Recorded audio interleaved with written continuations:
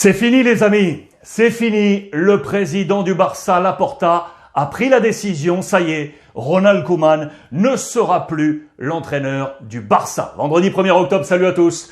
J'espère que vous êtes en forme ou que vous soyez. Bienvenue comme d'habitude à la maison dans mon petit bureau pour ce Point Média, épisode 167 sur YouTube. Toute la presse espagnole à l'unisson, bien évidemment, avec ses deux visages, Ronald Koeman et le président Laporta. La une de Marca, ce visage blême et ce jeu de mots, Koeman et KO. Vous le voyez, la grande décision a été prise par le président Laporta et ce, durant le vol retour, notamment de Ligue des Champions entre Lisbonne et Barcelone après la défaite face à Benfica 3-0. La défaite de trop. Je vous rappelle que le Barça est dernier du groupe. Attention, si le Barça venait à être éliminé, cela ne s'était plus passé en phase de groupe depuis 20 ans. Depuis 20 ans. 0 point pour le Barça avec ouverture de la presse catalane. Décision tomada. Décision prise ici en confidentiel. On nous dit que durant le vol retour justement de Lisbonne, les deux hommes ne se seraient absolument pas parlé. Koeman est resté de son côté, Laporta du sien avec son staff, arrivé à Barcelone, le bus pour aller jusqu'aux installations sportives,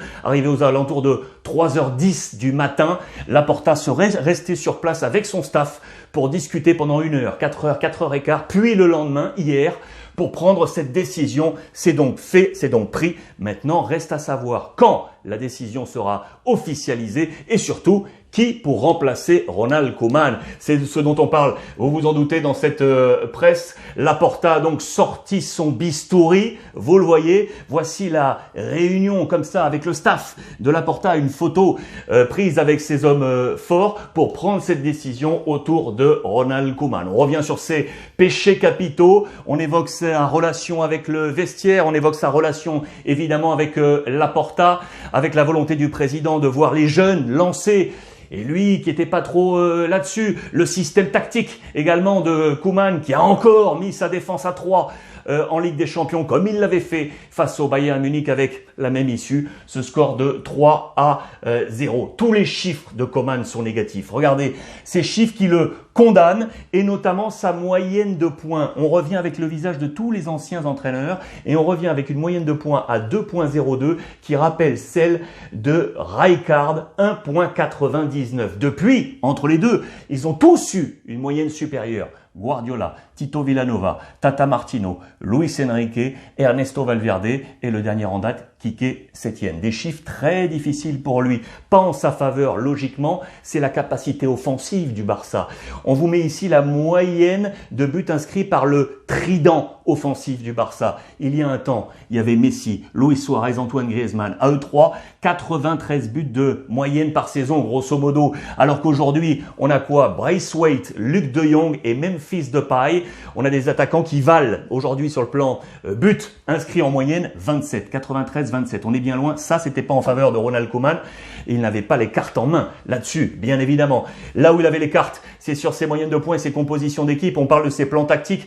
On dit également qu'il n'a pas réussi face au gros depuis qu'il est là. 3 victoires sur 13 possibles face à des équipes jugées fortes, grosses. Ces 3 victoires face à Séville et la Juventus, mais les échecs face à Séville de nouveau, le Real Madrid, l'Atlético, le Paris Saint-Germain, la Juve ou encore le Bayern Munich. Voilà des chiffres qui font mal et qui ont été sentence pour Ronald Koeman. On parle d'une agonie. Regardez dans les colonnes de As. Pourquoi une agonie? Parce que maintenant, il y a ce temps qui va couler là. Il y a ces jours qui vont rester difficiles pour Ronald Koeman également. Parce qu'en plus, le match de dimanche, c'est face à l'Atlético Madrid. C'est un autre choc. Et il ne sera pas sur le banc. Il est sanctionné. Il sera dans le palco comme un symbole de ne pas l'avoir déjà sur le banc. Il sera toujours officiellement l'entraîneur du Barça. Mais ce sera une véritable agonie pour lui. Du coup, aujourd'hui, quels sont les remplaçants possible? C'est là qu'on ouvre un nouveau champ, avec une certaine liste, vous l'aurez compris. Cette liste, elle est là, principalement, avec ces 4 noms. Mais on va y revenir, c'est une liste qui s'est un poil élargie depuis 24-48 heures. Il n'y a que des quadras, avec l'ami Roberto Martinez, le sélectionneur de la Belgique, l'Espagnol, qui serait plutôt à l'oreille de Jordi Cruyff. vous le savez, qui est dans l'organigramme de Laporta. Il serait plutôt favorable à la venue de Roberto Martinez. Il y a du Xavi, bien évidemment. On entend parler de Xavi depuis maintenant 2-3 ans du côté du Barça. Il y a Andrea Pirlo, qui est sans club, lui aussi Quadra, ex de la Juve, et un petit nouveau qui est à Paris dernièrement, c'est lui là, Marcelo Gallardo, 45 ans, du côté de River Plate. Peut-être que son inexpérience européenne n'est pas en sa faveur, vous pouvez vous en douter. La liste s'est donc élargie, les 4 hommes sont là, on recherche un sustituto, on recherche le remplaçant à la une de Sport, ces 4 hommes, mais pas seulement, regardez là, je vous ajoute le visage de Thomas Tuchel de Chelsea et on nous dit également Nagelsmann du Bayern Munich. Ces hommes seraient là. Vraisemblablement, selon les dernières informations qu'on a pu récolter, Andrea Pirlo, à date, Andrea Pirlo aurait les faveurs numéro 1 en ce moment-là du président Laporta. C'est une affaire à suivre. En attendant donc, décision prise. Ronald Koeman ne sera plus l'entraîneur du Barça. Vraisemblablement, dernier match face à l'Atlético Madrid. Et durant la trêve internationale, c'est là que cela devrait se passer. Je vais vous donner quand même une bonne nouvelle côté Barça. Elle concerne l'un des jeunes. Gavi, c'était la liste, vous le savez, ce rendez-vous international avec tous les sélectionneurs qui donnent leur liste. Luis Enrique a donné sa liste et le petit Gavi, 17 ans, du Barça, est dans la liste de Luis Enrique. Cela pourrait être un record de le voir démarrer sous la tunique internationale espagnole. Luis Enrique qui a failli appeler Ansu Fati. Regardez, il a eu envie de l'appeler, mais on le préserve encore, le petit talent du Barça. Il revient d'une longue blessure, vous le savez, 10 mois d'absence. Du coup, Gavi, c'est la bonne nouvelle de Luis Enrique. C'est à la une de toute la presse, vous le voyez. Gavi est la bombe de la liste de Lucho. Luis Enrique pour marquer l'histoire peut-être de la sélection avec la jeunesse de Gavi. Ce qui est sûr, c'est qu'il n'y a toujours pas de joueur du Real Madrid. 0 joueur du Real Madrid dans la liste de Luis Enrique. Et en parlant du Real, eh bien Carlo Ancelotti, vous le savez, est dans une opération chantier, notamment sur le plan défensif. Mais il a récupéré ses caciques là. Dernièrement, les lourds sont revenus et notamment Kroos, le dernier en date, ce qui va lui permettre dans sa salle des machines de reconstituer son trio Modric, Casemiro et Kroos. Mais attention, hein, les petits jeunes ont frappé à la porte, vous le savez, pour éventuellement jouer une place. Ils sont tout simplement 6 au total. Il y a les jeunes avec les Camavinga, les Valverde ou encore Asensio également. Mais on peut aller encore plus jeunes avec les Blanco, Isco également, non pas des jeunes, non, pardon, mais des polyvalents.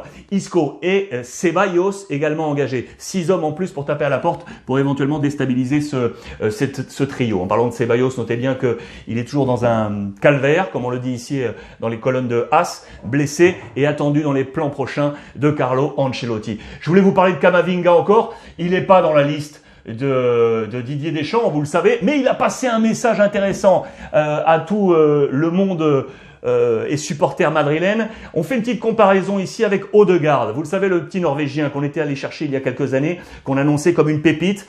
Ça n'a pas marché au Real Madrid. Il est parti depuis du côté de Arsenal et on montre que c'est possible d'aller chercher des pépites qui réussissent au Real Madrid. Camavinga en est l'exemple. On nous le montre ici, on rappelle ces chiffres. Il est en voie d'être un titulaire indiscutable du Real Madrid. À lui de travailler pour convaincre Carlo Ancelotti, vous le voyez. Son objectif, bien évidemment, reste l'équipe de France avec le Real Madrid. Il n'est donc pour l'instant pas dans la liste de Didier Deschamps, qui nous ouvre ce champ avec cette fameuse liste des Bleus. C'est dans les colonnes de la presse française, avec le Parisien aujourd'hui en France ou encore l'équipe. Une liste avec un autre absent, dont on a beaucoup parlé, c'est Olivier Giroud, vous le voyez. Mais la porte n'est pas fermée pour Giroud, selon nos confrères du Parisien. L'attaquant de l'AC Milan n'a pas été retenu en équipe de France pour les 2 matchs de Ligue des Nations. Pour autant, le 2e meilleur buteur de l'histoire des Bleus peut encore y croire. Ça, c'est intéressant. Les Bleus, où il y a une tentation du 3-4-3 dans les colonnes de l'équipe, séduit par cette animation face à la Finlande. C'est peut-être un schéma sur lequel peut s'appuyer définitivement Didier Deschamps, avec une meilleure stabilité défensive, un Pogba moins responsabilisé, ce qui lui ouvre des champs derrière, et un Griezmann axial et des attaques plus proches. Notez pas de Steve Mandanda, hein, toujours là, qui n'est pas dans cette liste des gardiens des Bleus, avec Costil, Lloris et Maignan en sa défaveur. Il est sur le banc maintenant du côté de l'Olympique de Marseille, puisque Sampaoli lui a préféré l'Espagnol Pau Lopez. Ça, je voulais le souligner une nouvelle fois. Je voulais dire avec ici la tentation, et notamment Antoine Griezmann, ce qui m'amène à vous parler également de l'Atlético Madrid pour ce week-end. Et ce match donc attendu face au Barça, ça sera dimanche. Attention parce qu'on nous dit dans les colonnes de AS que cet Atlético a un poil perdu de ses valeurs. Les valeurs d'El Cholo Simeone, les valeurs de agressivité et d'ordre. Vraisemblablement, El Cholo veut ramener ça impérativement et ce, dès ce dimanche face au FC Barcelone. Vous pouvez facilement l'imaginer. L'homme qui a gagné des points sur les tablettes d'El Cholo, c'est le français Monsieur Thomas Lemar. Ça nous fait plaisir. Il a été décisif face à l'AC Milan. Très intéressant sur les deux occasions qui ont amené les deux buts de l'Atlético Madrid. Thomas Lemar, à voir s'il sera titulaire ou non face au Barça, donc ce dimanche. En parlant encore de la liste des Bleus et donc d'Olivier Giroud, regardez, on nous en parle dans les colonnes de la Gazzetta dello Sport, parce que Milan joue ce week-end face à l'Atalanta Bergame, de Gasperini. Vraisemblablement, Olivier Giroud ne sera pas titulaire dans ce match. On nous dit qu'il n'est pas encore à 100%. Ce serait le cas d'ici à 15 jours, vraisemblablement, selon les informations de la Gazzetta dello Sport. Je vous rappelle que Ibrahimovic n'est toujours pas là également et qu'on mise sur Rebic ou encore Leao. Leao qui est très bon en ce moment, mais on est tous, bien évidemment, avec Olivier Giroud qui a fêté ces dernières heures son anniversaire.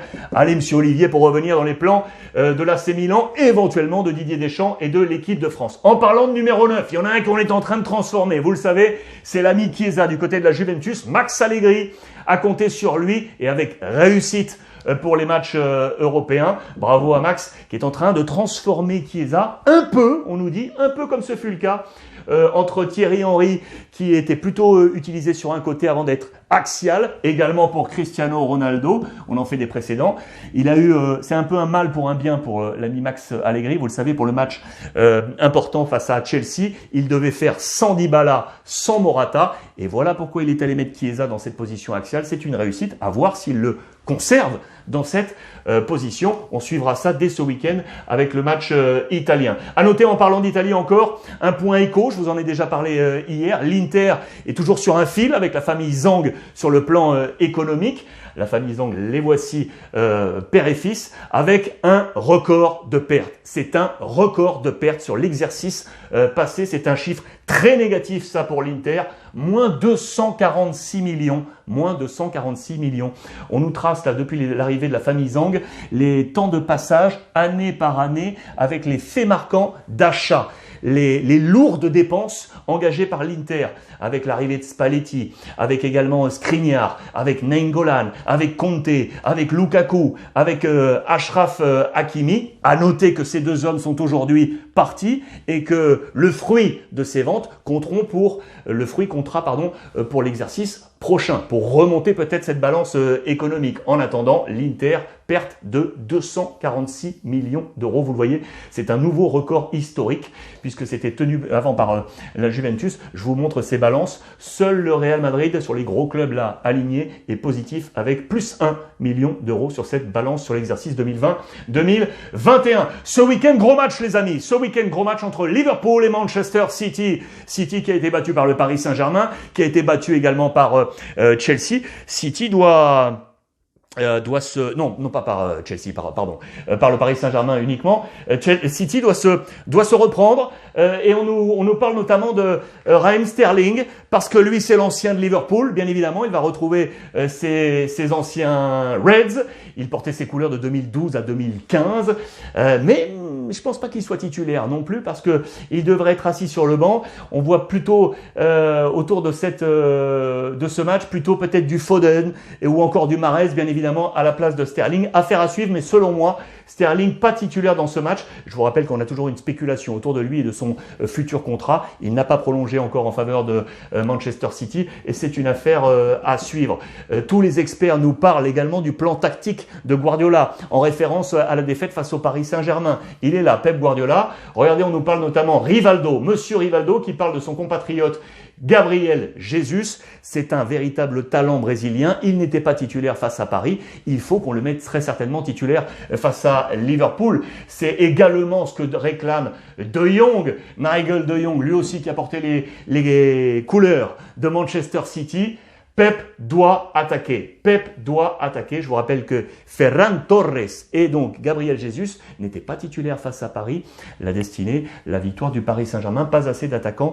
Manchester City avait manqué, on l'avait dit, d'un attaquant clinique, d'un numéro 9 clinique dans ce match. Beaucoup de points, vous le voyez, à prouver du côté d'Anfield pour Manchester City. À noter d'ailleurs que Liverpool devra faire sans Alexander-Arnold et sans Thiago, toujours lui blessé depuis un peu plus longtemps. Lui, il était tombé, il n'était pas là en match de Ligue des Champions face à Porto. Ça vient de tomber, c'est tombé aujourd'hui à 10h55. Ces deux hommes seront absents côté Liverpool pour affronter Manchester City. Et puis pour terminer, on parlait de liste internationale. Regardez le chanceux du jour. C'est lui, parce que lui, on ne l'attendait pas du tout. Jadon Sancho est bien dans la liste de Southgate pour la Nations League. Du coup, il est le Lucky Devil. Tu es chanceux. Pourquoi? Parce que Sancho n'a pas encore digéré le transfert de Borussia Dortmund à Manchester United. 80 millions d'euros. Il n'est pas en train de réussir un très bon début de saison. Il n'a pas encore fait un match plein avec United. Pour autant, eh bien, Southgate l'encourage et le convoque. Ça, c'est un bon signal et c'est du bon management de la part de Southgate. On va rester là-dessus, les amis. Voilà pour ce point presse de ce vendredi. On va se régaler tout le week-end avec les matchs. On va échanger sur les réseaux sociaux via le hashtag Ruiz Club. N'oubliez pas de suivre la chaîne sur YouTube. Elle est gratuite et vous agitez la petite clochette pour être informé en temps réel de toutes les nouvelles notifications. Passez une bonne après-midi et on se retrouve rapidement. En attendant, n'oubliez pas, comme tous les jours, profitez des vôtres.